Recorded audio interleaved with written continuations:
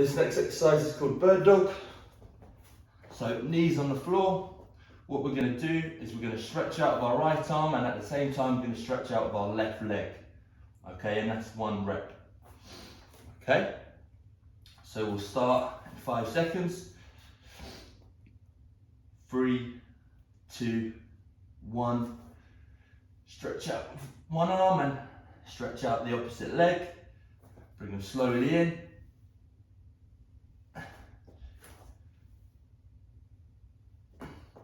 Stretch out, right then up.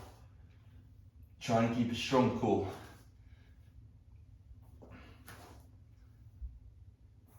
Try and keep your back flat.